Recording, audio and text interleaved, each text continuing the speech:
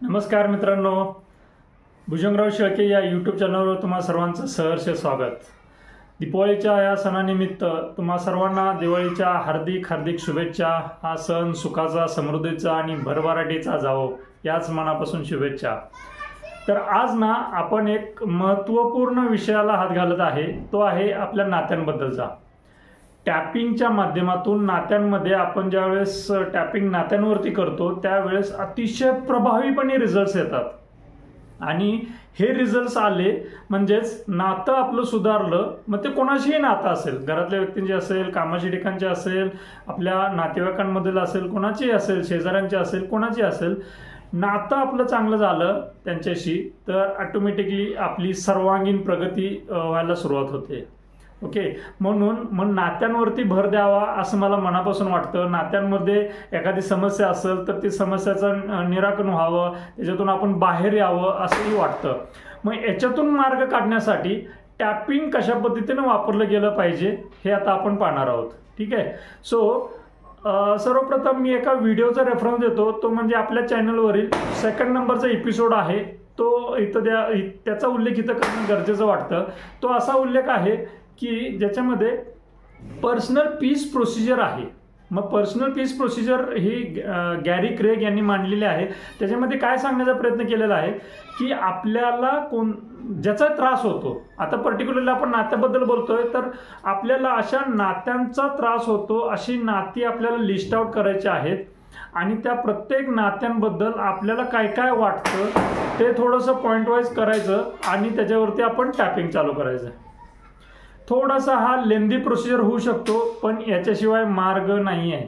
खऱ्या अर्थानं शाश्वत आणि मुळापासून जर आपल्याला प्रगती करायची असेल आणि इरिव्हर्सिबल प्रगती करायची असेल, म्हणजे आपली प्रगती एकदा का तो ब्लॉक्स रिलीज झाला तर परत क्रिएट होत नाहीये, म्हणून मी इरिव्हर्सिबल हा शब्द वापरला। तर तसं मुळापासून नष्ट करायचं असेल तर आपल्याला लहानपणापासून आत्तापर्यंत ज्या ज्या नात्यांचा त्रास झाला त्या प्रत्येक नात्यांबद्दल आपल्याला काय वाटतं, काय त्रास झाला हे टॅपिंग करत व्यक्त करत आपल्याला त्याच्यातून त्या त्रासातून बाहेर यायचं आहे। ठीक आहे, मग हे करत असताना काय करायचं आहे की पहिल्यांदा लिस्ट करायची, अशी किती नाते आहेत, 1 2 3 4 5 10 किती जेवढे असतील तेवढी। बरं, ही लिस्ट काय एका सिटिंगमध्ये करायची आहे का, एका बैठकीत करायची आहे का, तर नाही आहे। जसं आपण टॅपिंग करत जाऊ तसं ती लिस्ट अपडेटेड ठेवत जायचं आहे। म्हणजे एखादा पॉईंट त्याच्यात ॲड करायचा, एखादं नाव त्याच्यात ॲड करायचं, असं करत करत ती लिस्ट अद्ययावत करत जायचं आहे। बरं, एकदा का लिस्ट तयार झाली की त्या एका नात्यांबद्दल किंवा एका व्यक्तीबद्दल असे किती प्रसंग आहेत। आता तुम्ही म्हणाल हे तर सगळा भूतकाळ किंवा ते सगळे कटू प्रसंग आठवायला नको वाटतात आणि तुम्ही तर म्हणताय आठवायला पाहिजे, तर हे आठवणं गरजेचं आहे, तरच आपल्याला हे क्लिन्सिंग किंवा ह्याच्यातून आपल्याला बाहेर पडता येईल प्रॉपरली। मग काय करायचं, तर एका व्यक्तीबद्दल किती प्रसंग आहेत, त्या व्यक्तीबद्दलच्या बिहेवियरबद्दल आपल्याला खटकलेले असे किती प्रसंग आहेत ते प्रसंग नोट डाऊन करायचे। पण हे नोट डाऊन का करायचं, मग पहिल्यांदा मी लिस्ट बनवा सांगितलं किंवा ते प्रसंग बनवा सांगितलं, हे नोट डाऊन का करायचं, तर आपलं मन ना हे खूप फसवं आहे, भरकटतं, प्रचंड भरकटतं। म्हणजेच ज्यावेळेस आपण टॅपिंग करायला चालू करतो ना त्यावेळेस हे मन भरकटतं। मग भरकटू नये म्हणून आपल्याला ते जर नोट केलेलं पॉईंट्स असतील तर त्याच्यावरती परत लक्ष द्यायला आणि परत आपण लाईनवरती यायला हे आपल्या नोट्स उपयोगाची पडतात, म्हणून नोट करणं गरजेचं आहे। ठीक आहे, मग एकदा का नोट करून झालं ते प्रसंग पण नोट करायचे आणि जमलं तर त्याच्या अगेन्स्ट 0 to 10 वरती तो त्रास किती होतो हे लिहायचं, म्हणजे तो मार्क लिहायचा की किती त्रास होतोय आणि नंतर टॅपिंग करायचं। सो ही एक प्रोसिजर झाली, ही कन्सिस्टंटली करणं गरजेचं आहे। तुम्ही जितक्या वेळा कराल तितका हा बेनिफिट तुम्हाला भेटणार आहे। मग एका वेळीच एक नातं, त्या नात्यांमधील एक प्रसंग, असं करत करत ती लिस्ट आपल्याला संपवायची आहे। जेवढा लवकर संपवता येतील तेवढा लवकर संपवायची आहे। सो हा झाला एक कन्सेप्ट, थोडंसं रिवाइज पण झाला असेल।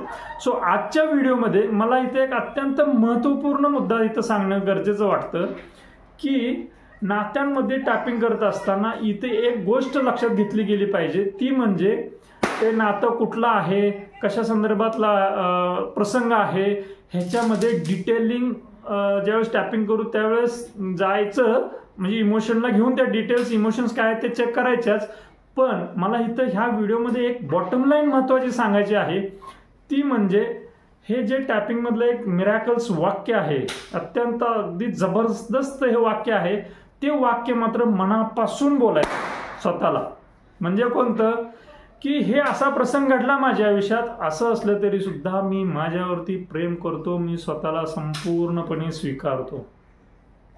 हे जे आहे ना स्वतःबद्दलचं प्रेम आणि स्वतःबद्दलचा स्वीकार भाव, म्हणजे कसाही प्रसंग असला, त्या व्यक्तीनं असं केलं, त्या व्यक्तीनं तसं केलं, मग त्याने मला भरपूर त्रास दिला, अमकं तमकं जे पण काय असेल ते, असं असले तरी सुद्धा मी माझ्यावरती प्रेम करतो, मी स्वतःला संपूर्णपणे स्वीकारतो. हा जो स्वीकार आहे ना, हे स्वतःबद्दलचं प्रेम आहे ना, हे तुम्ही जितक्या वेळा व्यक्त कराल तितक्या वेळा सगळ्या नात्यातून तुम्हाला बाहेर येण्यास मदत होईल.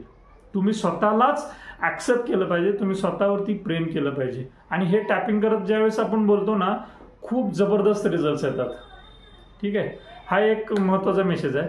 आणि याच्याबरोबरच एक अजून एक लक्षात घेण्यासारखा पॉईंट आहे, म्हणजे ही तुम्ही लिस्ट काढून त्याच्यावरती टॅपिंग कराल अशी अपेक्षा आहे आणि त्या प्रत्येक प्रसंगावरती टॅपिंग कराल. मग हे करत असताना तुम्ही अजून एक काळजी घेतली गेली पाहिजे, ती म्हणजे जर आपण स्वतःवरती प्रेम करतोय, स्वतःला संपूर्णपणे स्वीकारतोय ना, त्यावेळेस आपण समोरच्याच्या अप्रुव्हलसाठी, म्हणून जे अगोदरचा आपला स्वभाव होता, धडपडणं होतं की समोरच्यानं मला चांगलं म्हटलं पाहिजे, समोरच्यानं माझं कौतुक केलं पाहिजे, मला त्यांना अप्रिशिएट केलं पाहिजे वगैरे वगैरे, किंवा तो काय म्हणेल म्हणून आपण स्वतःला खुले होतच नाही, मोकळं होतच नाही, असा जो आपला पॅटर्न आहे ना, तो पॅटर्न कुठंतरी कमी होणं अपेक्षित आहे. अप्रुव्हल, समोरच्यानं आपल्याला त्यांना कौतुक केलं तरी पण आपण ओके पाहिजे, त्यांना आपल्यावरती टीका केली तरी पण ओके पाहिजे. मग छोट्या छोट्या गोष्टी असतील, आपल्या दिसण्याबद्दल एखाद्यानं कमेंट केली तरी ओके पाहिजे, आपल्या असण्याबद्दल त्यानं काही कमेंट केली तरी ओके झालं पाहिजे, किंवा जेन्युइनली त्यानं आपल्यावरती टीका केली तरी सुद्धा आपण ओके असलं पाहिजे. आपला सेल्फ ॲक्सेप्टन्स वाढला पाहिजे, ही अपेक्षा आहे याच्यातून. मग लक्षात आलं असेल की पहिल्यांदा लिस्ट काढून एक व्यक्तीबद्दल, एका प्रसंगाबद्दल टॅपिंग करायचं आहे. आणि हे टॅपिंग करत असताना दोन गोष्टी मला इथं सांगणं गरजेचं वाटतं, ते म्हणजे आपण स्वतःवरती प्रेम करायचं आहे आणि आपल्याला स्वतःला संपूर्णपणे स्वीकारायचं आहे. आपणच पहिल्यांदा आपल्याला स्वीकारायचं आहे. ही झालं पहिला मुद्दा. दुसरा म्हणजे आपल्याला समोरच्याकडून अप्रुव्हल भेटलंच पाहिजे अशी गरज नाही लागली पाहिजे. म्हणजे काय, तर आपण आपल्यावरती आपण जे पण काय करू, आपण जसे आहोत तसे आपण कॉन्फिडंटली राहता आलं पाहिजे.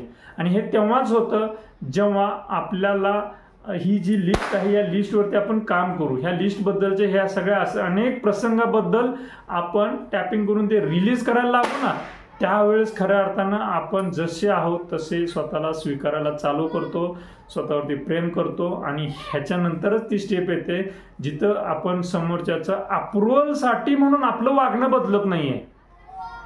ओके, सो हे मुद्दे मला अशी अपेक्षा आहे की हे दोन मुद्दे तुम्हाला समजले असतील.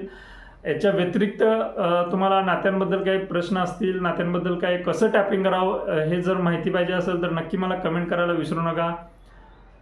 पुन्हा एकदा मी एक विनंती करतो की अनेक जण की ह्या नात्यांमध्ये अत्यंत तणावात राहतात आणि तणावामुळे त्यांच्या प्रोफेशनल फील्डमध्ये जॉब करत असतील किंवा बिझनेस करत असतील तिथं त्यांच्या प्रोडक्टिव्हिटीवरती इम्पॅक्ट पडतोय. तो इम्पॅक्ट पडू नये म्हणून या संदर्भातली माहिती तुम्ही शेअर करा.